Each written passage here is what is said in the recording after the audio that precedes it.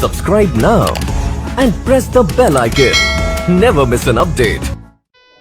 तो hi hello everyone, आप सभी लोगों का स्वागत है महिंद्रा के ऑफिशियल यूट्यूब चैनल पे और मैं कुलदीप महिंद्रा तहे से आप लोगों का स्वागत करता हूं रीजनिंग के शानदार सेशन में। तो चलिए भाई सेशन की शुरुआत करते हैं और बढ़िया सीखना बढ़ना शुरू करते हैं। सबसे पहले आप सभी लोगों को मकर संक्रांति की हार्दिक शुभकामनाएं। आप लोगों की 11 तारीख से बैच शुरू हो चुके हैं, 18 तारीख से बैंक का बैच शुरू हो रहा है 7:30 बजे और एससी का बैच शुरू हो रहा है 1 बजे। आप महिंद्रा की ऑफिशियल वेबसाइट पे भी जा सकते हैं, टोल फ्री नंबर पे क्या कर सकते हैं, कॉल कर सकते हैं। चलिए सेशन की शुरुआत करते हैं बिना टाइम वेस्ट के, सीधे सीधे सवाल जवाब के अपने सिलसिले के साथ। तो देख लेते हैं भाई इसके सवाल का जवाब है तो है क्या। सबसे पहले अगर सभी, बहुत ध्यान से पढ़िएगा, टाइमर बाबू चल रहे हैं। अगर सभी नंबर्स को घटते हुए क्रम में लगाएं तो कौन सा नंबर होगा जो कि राइट साइड से क्या होगा, थर्ड होगा। हम लोग को एक बात बहुत अच्छे से पता है, 143 ये क्या होता है बेटा, ये नंबर होता है ना। और 3 क्या होती है, 3 एक डिजिट होती है। ये वाली बात बेसिक सी है, सबको पता है। 3 एक डिजिट है और 143 क्या है, 143 एक नंबर। चलिए यहाँ पे देखते हैं।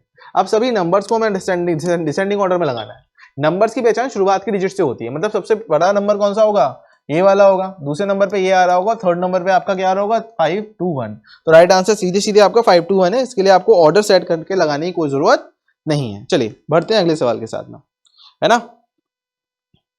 मेरे साथ यहाँ पे क्रिकेट पवन जी भी हैं, तो बहुत बढ़िया, ठीक है। बताइए इसका जवाब क्या होगा।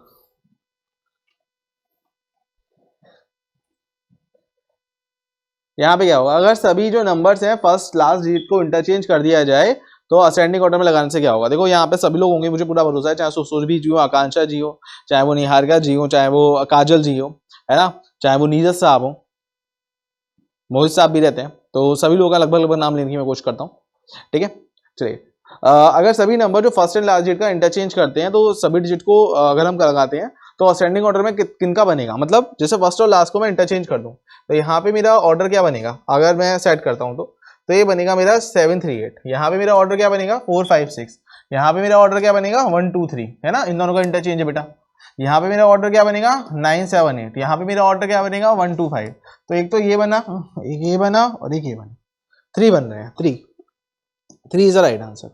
अगला सवाल बताइएगा, अगर हम सभी लेटर्स को स्किप कर दें तो which of the following will be the 6 to the left और 18 from the right hand.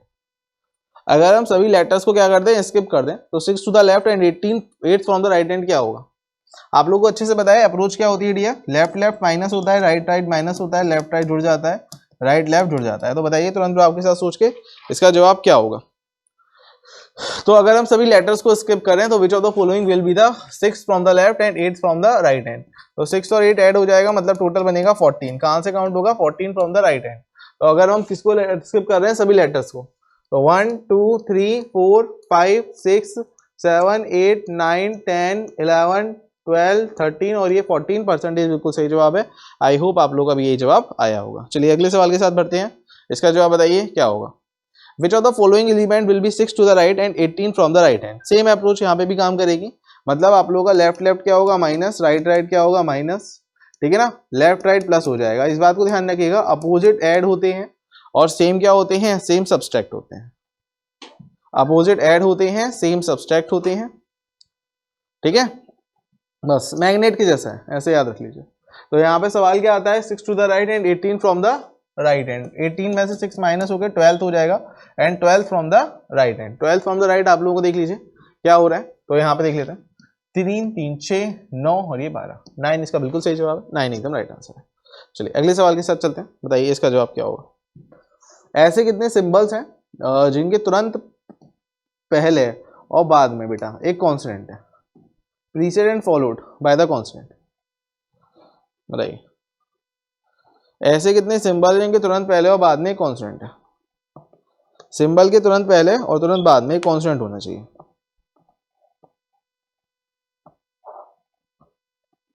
Symbol के तुरंत पहले और बाद में एक कॉन्सोनेंट होना चाहिए। तो ऐसे कितने हैं, तो अगर मैं बात करता हूँ सिंबल के तुरंत पहले और बाद में एक कॉन्सोनेंट होना चाहिए, तो ऐसे कितने हैं। तो भाई सिंबल ये रहा, क्या इसके आगे पीछे कॉन्सोनेंट है, नहीं, इसके आगे पीछे कॉन्सोनेंट है, नहीं, इसके आगे पीछे कॉन्सोनेंट है, नहीं, नंबर आ रहा है, आगे वैसे कॉन्सोनेंट है। Sir A is not a consonant, A is a vowel, ये काउंट नहीं होगा। कोई भी काउंट नहीं हो रहा, तो राइट आंसर क्या होगा, none. None is the right answer, कोई भी नहीं है। चलिए अगला सवाल, न्यूज़पेपर के बीच में कितने पेयर बन रहे हैं, बताइए। टाइमर बाबू चल रहे हैं तो जल्दी से सोच के आंसर बताइएगा, न्यूज़पेपर में कितने पेयर बन रहे हैं, बताइए।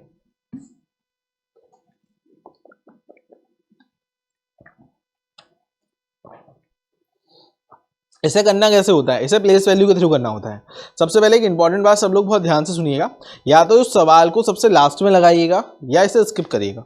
कभी भी एकदम से भिड़ने की कोशिश मत करिएगा, बट करने का तरीका भी तो आना चाहिए, क्योंकि अगर हम लास्ट में भी कर रहे हैं तो उसे कैसे करें। रीजन क्या होता है, हम लोग इसमें पेयर ढूंढते रह जाते हैं, ठीक है ना, हम लोग इसमें पेयर ढूंढते रह जाते हैं। तो अगर मैं यहाँ पे देखता हूँ तो ये 14, 5, 23, 19, 16, 1, 16, 5 और 18। अब मैं यहाँ पे अगर देखूँ तो ये कितना बनेगा, 1, 2, 3, 4, 5, 1 से 5 तक का एक पेयर बन जाएगा। 16 to 18 एक पेयर ये बन रहा है, 16, 17, 18, 19 एक पेयर ये बन रहा है। 3 तो मुझे ये दिख गए, क्या और कोई है? 14, 15, 16, 17, 18, 19 नहीं, और तो कोई नहीं है शायद। 1 से 5 तक देख लेते हैं, 2, 3, 4, 5, हाँ एक और ये भी है, 1 to 5, और तो कोई भी नहीं है। तो राइट आंसर क्या होगा, नन, 2, 1, 3, नन ऑफ दीज हो जाएगा यहाँ पे, है ना। नन का मतलब क्या होता है, नन नहीं होगा। कौन सा लोग अगर नन सोच रहे हो, नन का मतलब क्या होता है, अगर कोई भी पेयर नहीं बन रहा होता तब नन टिक होता। अभी नन ऑफ दीज बनेगा, क्यों? क्योंकि 4 पेयर बन रहे हैं जो कि ऑप्शन में गिवन नहीं है। देयर आर द 4 पेयर्स, 3 नहीं 4, है ना, इसलिए। चलिए बताइए इस वाले सवाल का जवाब क्या होगा। इसमें भी डायरेक्ट एग्जामिनर पेयर ही पूछ रहा है, बस उसने इस चीज को आप लोगों को कैसे दे दिया है, उसने इस चीज को आपको नंबर में दे दिया है, बस इतनी सी कहानी है, ठीक है। जैसे नंबर्स में देने का मतलब 7, 3, 7, 1, 3, 9, 8, 4, 6, 5, 2। अब एग्जामिनर डायरेक्ट इस चीज को क्या दे दिया है, नंबर्स में दे दिया है, और वो आपसे पेयर पूछ रहा है। तो अब मैं यहाँ पे देखूँ तो पेयर कौन कौन से हो सकते हैं वो देख लेते हैं। 8, 9 एक तो ये पेयर हो जाएगा, 5, 6 एक ये पेयर हो जाएगा, है ना। 5, 6, 7, 8 एक देखो, 6 से 8 बनेगा तो 6 से 9 भी बनेगा, 5 से भी फिर 8 बनेगा और 5 से भी फिर 9 बनेगा। मतलब एक तरह से 1, 2, 3, 4, 5, 6 पेयर हो गए। तो राइट आंसर सीधे सीधे बन रहा है मोर देन 5। इसके आगे ढूंढने की कोई जरूरत है ही नहीं, इसके आगे ढूंढ के फिर टाइम वेस्ट है, सीधे सीधे टाइम वेस्ट है, इसके आगे ढूंढो ही मत, डायरेक्ट आंसर कर दो, मोर देन 5 बन रहे हैं। अगला सवाल बताइए। अगले सवाल भैया आप लोगों के फेवरेट वाले सवाल है, मतलब इनइक्वालिटी के सवाल है ना। चलो ये आप लोगों के सीधे सीधे फेवरेट बनते हुए सवाल है, इनइक्वालिटी के सवाल है। बताइए यहाँ पे क्या जवाब होगा। अब देखो के से एफ तक अगर मैं जा रहा हूँ तो के से एफ के बीच में किसकी ओर बात है, एफ की ओर बात है, ये सही हो जाएगा। बी से अगर मैं एच की ओर जा रहा हूँ तो अपोजिट साइन हो जाएंगे, गलत हो जाएगा, पहला वाला सही है। इसका जवाब बताइएगा क्या होगा।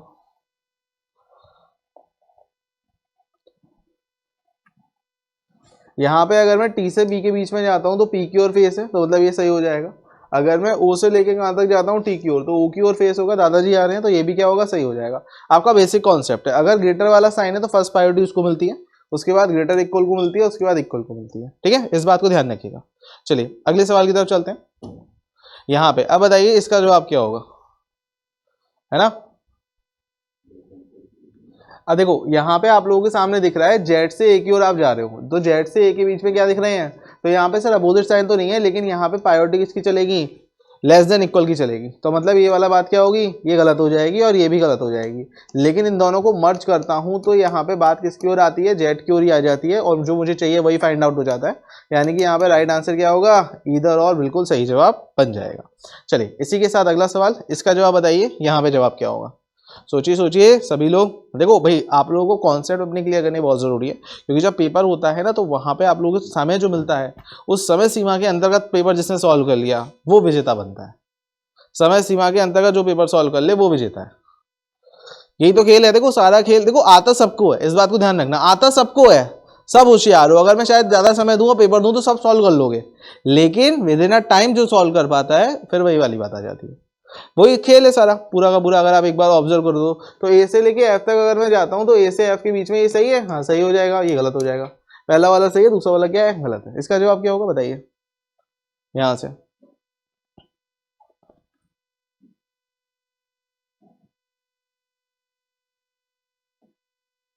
देखो एन से आर के बीच में यहाँ पे क्या हो गए, यहाँ पे अपोजिट साइन हो गए, तो दोनों ही बातें क्या होंगी, गलत हो जाएंगी। लेकिन आप लोगों को अच्छे से बताएगा स्टेटमेंट में तीनों साइन है, स्टेटमेंट में अपोजिट साइन है और कंक्लूजन में आपके तीनों साइन है, तो वो हमेशा आइदर और फ्रेम करता है। अगर कंक्लूजन में आपके तीनों साइन होते हैं तो वो हमेशा क्या बताएगा, ईदर और ही बनाएगा, है ना। मान लो अपोजिट साइन है, कोई रिलेशन ब्रेक हो गया, ठीक है हो जाए, लेकिन कंक्लूजन में अगर तीनों साइन है तो वो आप लोगों का क्या फ्रेम करेगा, ईदर और।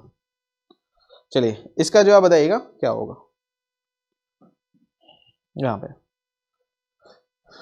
भाई मॉन्स्टर की वैल्यू आप लोगों की ये है तो हीरो की पूछी गई है, बताइए क्या होगा जवाब, सोचिए सोचिए।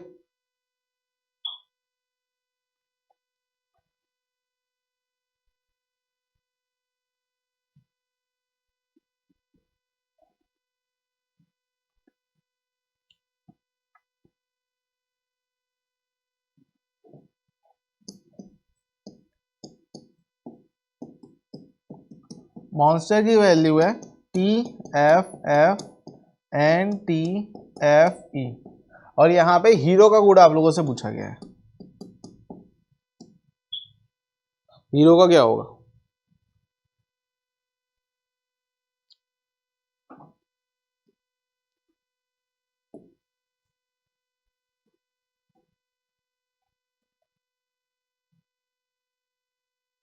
बताइए। अब थोड़ा सा ऑब्जर्व करो तो आप लोगों का आंसर आ सकता है।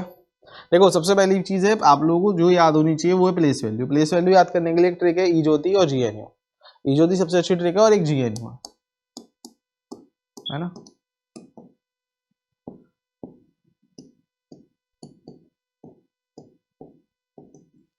अब सोचिए दिमाग लगाइए कि सर ये 5 ही क्यों बनेगा, है ना। अब देखो मेरे भाई सबसे पहले थोड़ा सा दिमाग लगाओ आप, तो TFFE ऐसे करके अल्फाबेट आ रहे हैं। आप लोगों को एम किस नंबर पे आता है? 13 नंबर पे। 13 की स्पेलिंग क्या होती है? THIRTEEN, है ना, टी से शुरू होती है। तो जो प्लेस वैल्यू होती है स्पेलिंग वाली 13 THIRTEEN, तो उसका टी लिया है। मेरी बात समझ में आई? ये स्पेलिंग किसकी होती है? 15, तो उसका एफ लिया है। समझ में आ रहा होगा? ये 14, ये 19, ये 20, ये 5 और ये 18, तो हर किसी के जो स्पेलिंग का वर्ड है वो लिया है। जैसे एच की प्लेस वैल्यू 8 है, ये 5, ये 18, ये 15, तो इसकी प्लेस वैल्यू 8 है, EIGST, तो उसका ई लेंगे। समझ में आ रहा है बेटा? इसकी प्लेस वैल्यू क्या है? इसकी प्लेस वैल्यू 18 है, तो ई लेंगे इसका बेटा, ठीक है। इसकी प्लेस वैल्यू क्या है? सॉरी, इसकी प्लेस वैल्यू आप लोगों की 5 हो गई थी, तो इसका एफ लेंगे। एफ यहाँ पे बन जाएगा एफ, ठीक है। इसकी प्लेस वैल्यू कितनी थी? इसकी प्लेस वैल्यू 18 थी, तो इसका ई लेंगे। और इसकी प्लेस वैल्यू कितनी है? 15, तो इसका क्या लेंगे? एफ लेंगे। तो राइट आंसर होगा EFEF। तो EFEF is the right answer, ठीक है। आई होप यहाँ पे आप लोगों को मेरी बात समझ में सबको आ गई होगी। इसे मैं और अच्छे से लिख दूं मेरे भाई, डन, जिससे किसी को कोई कंफ्यूजन ना हो। चलिए ये एफ है। अगला सवाल। भाई देखो सवाल का कंटेंट अच्छा होगा, आप लोग अगर इस पर फोकस करो तो शानदार लाजवाब सवाल सारे मिल रहे होंगे आप लोगों को। थोड़ा सा बस प्रैक्टिस करने की जरूरत है आप लोगों को मेरे साथ में, और डेली आप लोग प्रैक्टिस के लिए जुड़िए। डेली सुबह 9 बजे रीजनिंग की क्लास में बढ़िया से अगर आप सवाल की प्रैक्टिस करते हैं तो आपको हमेशा ही अच्छा कंटेंट देने की कोशिश रहेगी, ठीक है। चलिए रीजनिंग का 52 है, इंग्लिश का क्या होगा? अगर थोड़े दिन पहले किसी ने मेरी क्लास करी थी तो आप लोगों को बस बढ़िया से थोड़ा सा दिमाग लगाओ तो लॉजिक सोच पाओगे इसका। लगाओ दिमाग भाई। 52 है तो आप लोगों को एक बात बताया, अगर वैल्यू 26 तक होती है तो एक प्लेस वैल्यू यूज होती है ना। लेकिन ये तो 26 से ज्यादा है, तो मतलब क्या होगा जवाब? सोचो सोचो सब लोग। देखो टाइमर बाबू तो खत्म हो गए, टाइमर बाबू ओवर हो गए, टाइमर बाबू के साथ में सोचने वाली बात है। सोचो, देखो इधर किधर देखो, इसको आपको जोड़ो। 19 और 5 कितना होता है? 24। 14 14 28 और 24 कितना होगा? 52। और इवन नंबर्स जो भी नंबर आ रहे हैं जैसे 2 4 6 और 8 पे जो भी लेटर्स आ रहे हैं उनकी प्लेस वैल्यू जोड़ दिया। सेम कंडीशन इंग्लिश में करते हैं। ये 14 है, ये 12 है और ये 19 है, तो ये 28 और 19 कितना हो जाएगा बताइए? तो ये आपका 27 में 20 ऐड कर दो, बात वही है। तो 47 इसका राइट आंसर होगा, 47, है ना, यही तो होगा। तो 20, अच्छा सॉरी 26 में 19 ऐड होना है, माफ करिएगा मेरे भाई, 26 में 19 ऐड होना है, तो ये 45 इसका राइट आंसर हो जाएगा। 45 45 45, ठीक है। चलो 45 इसका बिल्कुल सही जवाब हो जाएगा, डन। चलिए बढ़ते हैं अगले सवाल की ओर। इसका जवाब क्या होगा बताइए? आर का क्या कोड बनेगा? What is the code for R? R का कोड क्या होगा?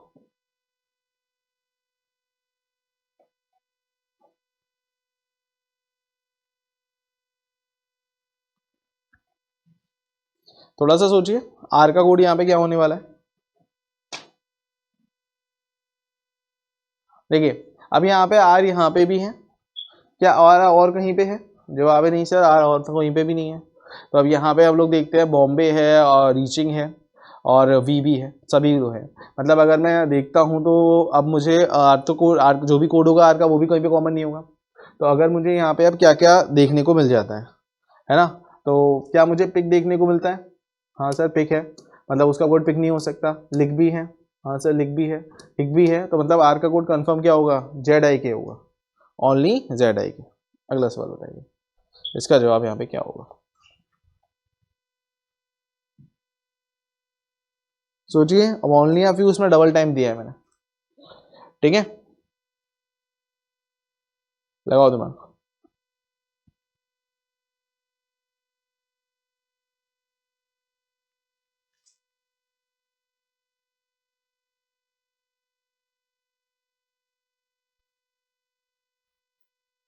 ओनली ऑफ यू आप लोगों को कितनी बार दिया है? 2 बार दिया है। सोचो सोचो, देखो बस आपकी प्रैक्टिस अच्छी होनी चाहिए। अगर आपकी प्रैक्टिस अच्छी है तो आप सब सवाल कर लेंगे, है ना। चलिए देखते हैं। कुछ सब्जेक्ट क्या है? कुछ सब्जेक्ट क्लास है। ओनली ऑफ यू, कुछ क्लास क्या है? नोट्स है, और कुछ क्लास नोट्स नहीं है। और ओनली ऑफ यू नोट्स, कुछ नोट्स इंपॉर्टेंट है और कुछ नोट्स इंपॉर्टेंट नहीं है। अगला पहला सवाल, some important or not class, कुछ इंपॉर्टेंट आप लोगों की क्लास नहीं है, कुछ इंपॉर्टेंट क्लास नहीं है, तो इंपॉर्टेंट क्लास के साथ में कोई रिलेशन है? सर नहीं, ये गलत हो जाएगा। दूसरा, कुछ इंपॉर्टेंट क्लास है, कुछ इंपॉर्टेंट क्या है? क्लास है, ये भी क्या होगा? ये भी गलत हो जाएगा, लेकिन ये क्या फ्रेम कर देगा? ये इधर और फ्रेम करेगा। आप अगला जवाब बताइएगा, यहाँ पे क्या होगा बताइए।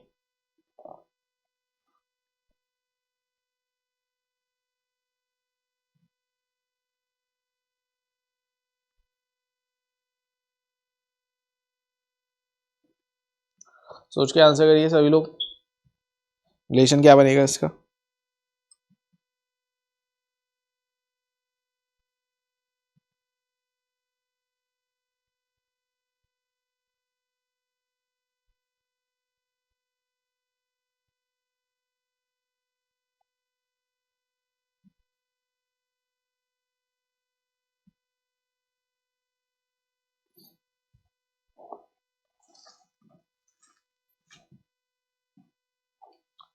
कुछ कैब ओला नहीं है, ठीक है ना। लेकिन यहाँ पे आप लोगों का जो डायग्राम, एक बात छोटी सी बात ध्यान रखिएगा, बस ऐसा बनाना है आपको। कुछ कैब आप लोगों का क्या नहीं है? ओला नहीं है। अगला सवाल, कुछ उबेर क्या है? कैब है, और कुछ उबेर कैब नहीं है ना। देखो ओनली ऑफ यू का मतलब, अगर मान लो कोई पहली बार पढ़ रहा हो तो एक बात ध्यान रखना, ओनली ऑफ यू का मतलब सम विद सम नॉट होता है, ठीक है ना। अगला देखते हैं, कुछ माइक्रो क्या है? कुछ माइक्रो क्या है? ओला है, ठीक है। पहला सवाल, सम कैब आर उबेर, कुछ कैब क्या है? उबेर है। हाँ ये तो ऑब्वियस ही बात है सर, सम सम नॉट का रिलेशन होगा ही होगा। ओनली ऑफ यू का मतलब क्या है? सम सम नॉट, इस बात को ध्यान रखिएगा। सारा माइक्रो के कैब होने की पॉसिबिलिटी है, सारा माइक्रो के कैब होने की पॉसिबिलिटी है, माइक्रो का कोई रिलेशन नहीं है कैब के साथ, तो सीधा सा है। तो हर बात ही क्या होगी? पॉसिबिलिटी अलाउ हो जाएगी, तो दोनों बातें क्या हो जाएंगी? दोनों बातें सही हो जाएंगी। अगर दो लोगों के बीच में कोई रिलेशनशिप नहीं है तो सीधा सीधा स्लॉक का एक नियम है भाई, हर बात ही क्या है? पॉसिबिलिटी है, ठीक है। चलिए अगला सवाल बताइए, इसका क्या होगा जवाब?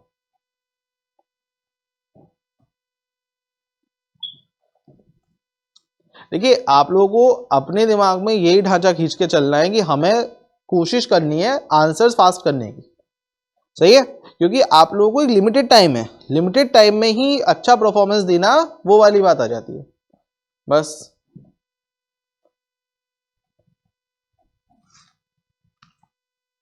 चलिए देखिए एक बार, कोई भी एच एस आपका सी एक्स नहीं है,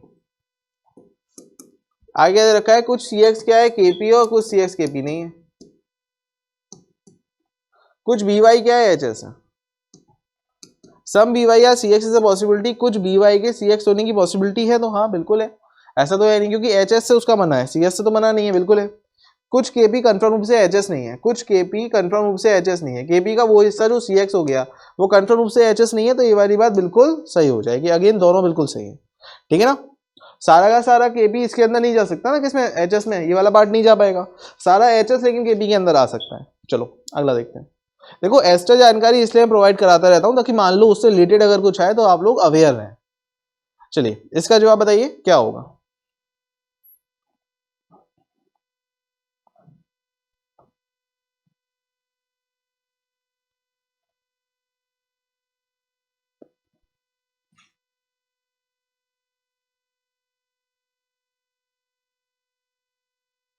चलिए देखते हैं।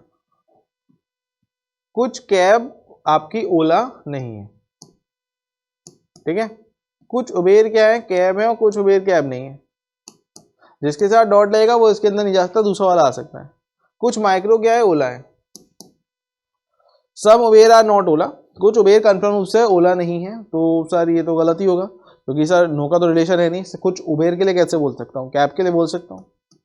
कुछ ओला कंफर्म रूप से कैब नहीं है, कुछ ओला कंफर्म रूप से कैब नहीं है। तो देखो सम नॉट एक साइड से होता है, दोनों साइड से नहीं होता। दोनों ही बातें क्या है, दोनों ही बातें गलत हो जाएंगी। चलिए ब्लड रिलेशन का एक सवाल है। एक्चुअल में आप लोगों से ब्लड रिलेशन के अलावा ऑर्डर रैंकिंग दोनों को मर्ज कर दिया है।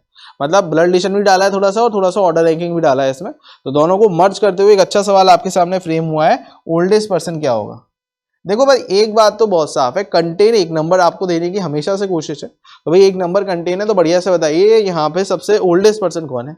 Which one is the oldest person. सबसे ओल्डेस्ट पर्सन यहाँ पे कौन बनने वाला है। Who is the oldest person. Oldest person यहाँ पे कौन बनेगा।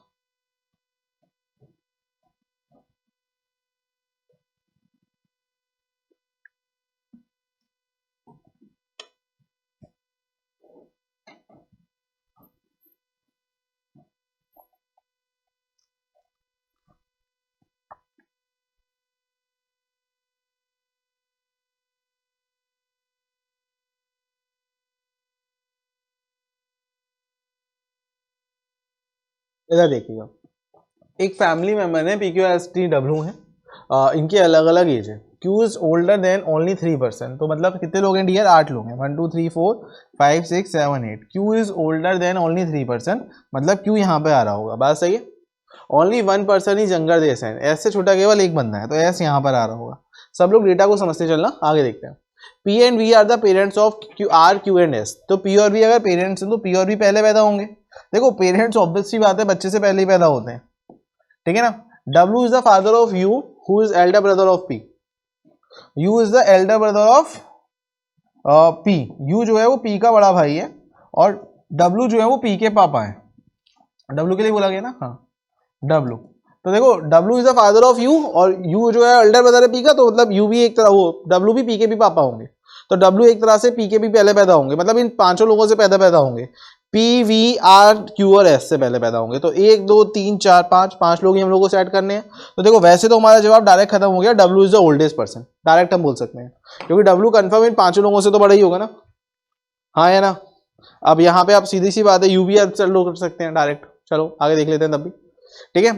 T is the husband of S, तो जो हस्बैंड है वो पत्नी से पहले पैदा हुआ, तो टी यहाँ पर पैदा हो रहा होगा। साथ में आप लोगों को एक जानकारी और दे रखी है, यू का डेटा पी से पहले आने वाला है, और यहाँ पे पी और वी के बारे में कुछ नहीं पता, कौन पति है कौन पत्नी है, ठीक है। बस इतना दे रखा है आप लोगों को, यू जो है वो पी का क्या है, भाई है। अब हो सकता है पी फीमेल हो, तो यू पी का भाई है, पी और वी में से हमको मालूम नहीं है कौन बड़ा है कौन छोटा, ठीक है। टी पति है एस का, तो वो बड़ा ही होगा, डायरेक्ट आप बोल सकते हो। तो सबसे छोटा कौन आ रहा है, सबसे छोटा आप लोगों का आर होगा, ठीक है। तो पेपर में सबसे बड़े के लिए पूछा गया था, तो डब्ल्यू इसका सही जवाब हो जाएगा। Which is the oldest person, W is the oldest person. चलिए आई होप कॉन्सेप्ट भी क्लियर हो गया होगा। एक पजल आती है आप लोगों के सामने, बताइए इसका जवाब क्या होगा। बनाइए बनाइए सभी लोग बनाइए। यहाँ पे थोड़े नंबर ऑफ पर्सन मैंने ज्यादा कर दिए हैं, मतलब 4 महीने कर दिए हैं। हर महीने में कितनी डेट है, 2 डेट है, मतलब टोटल 8 लोग सेट करने हैं आप लोगों को। करिए सेट 8 लोग, बताइए क्या होगा जवाब।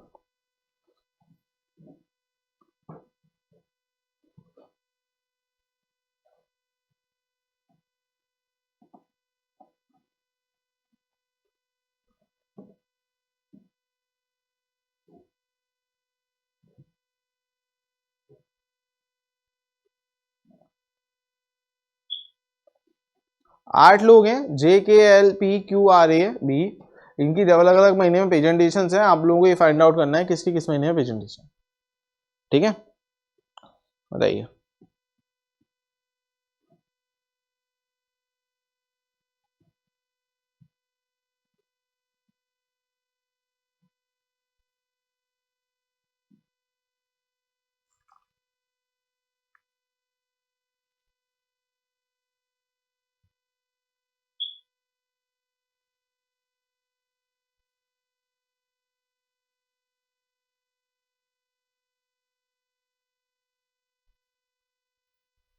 चलिए अब यहाँ पे एक बार देख लेते हैं।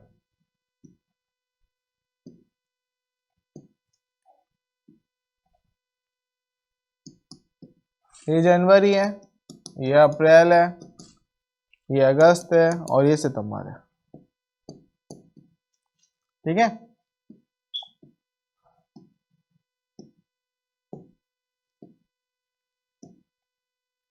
अब यहाँ पे अगर हम लोगों को थोड़ा सा डेटा को देख लें तो एक बार थोड़ा सा डेटा देख लेते हैं और समझ लेते हैं। हर महीने में 2 तारीखें, एक 5 तारीख और एक 10 तारीख है। 5 और 10, 5 और 10, 5 और 10, 5 और 10, इस तरह से आप लोगों के सामने डेट दे रखी है। क्या क्या जानकारी है एक बार उसको देख लेते हैं। ठीक है ना, नो वन, हाँ कोई भी सेम डे में प्रेजेंटेशन तो देता नहीं है। यहाँ से डेटा शुरू होता है। जे की प्रेजेंटेशन 10 अप्रैल को होती है, तो जे की प्रेजेंटेशन कब होती है? 10 अप्रैल को। आगे बढ़ लेते हैं। ये डेटा सादा सादा दे रखा था। अब यहाँ पर जो काम की लाइन है पहले उनको देखते हुए चलते हैं। ठीक है ना, आर की प्रेजेंटेशन सितंबर के मंथ में होती है, लास्ट में दे रखा है ये वाली बात। ठीक है सर, और कुछ जो काम की बात आप लोगों को लग रही हो जो सीधे हिट हो सके, तो यहाँ पे हम लोगों के सामने देखने को मिलता है क्यू और एल के बीच में 5 लोग हैं, आर और ए के बीच में 2 प्रेजेंटेशंस हैं, आर और क्यू के बीच में 1 प्रेजेंटेशन की बात हो रही है। चलिए फिर यहाँ से ले लेते हैं। देखो आप लोगों ने एक बात देखी होगी, यहाँ पे 2 बातें एक साथ जोड़ने की कोशिश करी, यही होता है। आर की प्रेजेंटेशन सितंबर के महीने में और आर और क्यू एक साथ प्रेजेंटेशन देते हैं। देखिए आर की प्रेजेंटेशन सितंबर के महीने में, अब देखो और आर और क्यू एक साथ हैं। अब हो सकता है क्यू यहाँ पर होता, आर यहाँ पर होता, थोड़ा सा दिमाग लगाओ। अगर क्यू यहाँ पर है तो थोड़ा सा इसे समझने की कोशिश करना, या हो सकता है ऐसा भी हो सकता था, वाइस वर्सा हो सकता था, क्यू हो सकता है नीचे होता, आर ऊपर होता। तो अगर मान लो क्यू नीचे है तो कितने लोग हैं? क्यू और एल के बीच में 5 लोग हैं। 1 2 3 4 5, एल यहाँ पर हो जाएगा उस केस में। लेकिन हम लोगों के साथ में एक दिक्कत और भी, जो डेटा यहाँ पे दे रखा है वो आप लोगों के लिए ये भी दे रखा है कि जो 2 लोग हैं किसके बीच में? आप लोगों के जे और एल के बीच में। तो हम लोगों का वो डेटा सेट नहीं हो पाएगा, जे और एल के बीच में फिर 2 लोग नहीं हो पाएंगे। बात कॉन्ट्राडिक्ट कर गई, क्योंकि क्यू और एल के बीच में तो 5 लोग रहने ही है। मतलब एक बात बहुत साफ साफ होती है। अब इसमें पॉसिबिलिटी केस बनाने की जरूरत नहीं बनी आप लोगों को, है ना। इस केस में पॉसिबिलिटी केस बनाने की आपको कोई जरूरत नहीं बनी। आप डायरेक्ट बोल सकते हो क्यू भाई तुम ऊपर होगे, आर भाई तुम नीचे होगे, और 1 2 3 4 5 मतलब एल टॉप पे होगा, तो जे और एल के बीच में 2 लोग बन जाएंगे। अगर मैं इस बातों को कंसीडर नहीं करता तो मैं क्या करता, फिर मैं पॉसिबिलिटी डायग्राम बनाता, उसमें मेरा टाइम वेस्ट हो जाता। ठीक है, कॉन्सेप्ट समझ में आया होगा, आई होप सो। चलो आगे बढ़ते हैं। ठीक है, आगे आप लोगों के सामने क्या दे रखा है? यहाँ पे 2 से ज्यादा, more than 2% give the presentation between R and A. 2 से ज्यादा लोग हैं, ठीक है, वो देख लेंगे। ओके यहाँ पे आप लोगों के सामने और भी जानकारियां जो दे रखी हैं, पहले उस पर आते हैं। देखो यहाँ पे क्या दे रखा है, ए और बी के बीच में उतने ही लोग प्रेजेंटेशन देते हैं जितने के और क्यू के बीच में। साथ में एक बात और दे रखी है, बी की प्रेजेंटेशन के बाद होनी चाहिए, पहले नहीं हो जानी चाहिए। अब देखो ये वाली बात कैसे सेट होगी, बी की प्रेजेंटेशन के बाद और ए और बी के बीच में उतने ही लोग आने चाहिए, तो और आर और ए के बीच में 2 लोग ज़्यादा से ज़्यादा यहाँ पे जो दे रखे हैं, वो ये वाली बात की जानकारी के साथ हम लोग को आगे बढ़ना है कि इतना पॉइंट हम लोग का बनने वाला है। मोर देन 2% आर और ए के बीच में। तो अब मैं अगर सेट करूँ तो वो केवल और केवल कैसे सेट हो सकता है, ए और बी के सेम पर्सन और के और क्यू के मेरे पास सीधे सीधे सेम पर्सन बनने चाहिए। तो अब यहाँ पे अगर देखते हैं तो यहाँ पे आप लोगों का फिर क्या आएगा, बी आएगा। बी और ए के बीच में कितने लोग आएंगे? 3 लोग आएंगे। और के और क्यू के बीच में भी कितने लोग आ पाएंगे? 3 लोग आ पाएंगे, तभी आपका डेटा सेट हो पाएगा। और यहाँ पे कौन बनेगा? यहाँ पे आप लोगों का बन पाएगा पी। ये हो गया आप लोगों का सीधे सीधे सवाल। सही है, चलिए अब ये वाला सवाल आप लोगों का रहेगा होमवर्क। इसका आंसर आप लोग मुझे कहाँ पे देंगे? कमेंट बॉक्स में, जब क्लास ओवर हो जाएगी उसके बाद। सही है, स्क्रीनशॉट लेना बढ़िया से। और डेली क्लास का टाइम आप लोगों का रीजनिंग का कितने बजे है? डेली क्लास का रीजनिंग का टाइम आप लोगों का सुबह 9 बजे है। चलो, और भी सवाल आप लोगों को प्रैक्टिस के लिए इसमें मिल जाएंगे, तो वो और ले लीजिएगा। और बस इसी तरह के कॉन्सेप्ट और ट्रिक के लिए जुड़िए महिंद्रा ऑफिशियल के साथ। Thank you. Subscribe now and press the bell icon. Never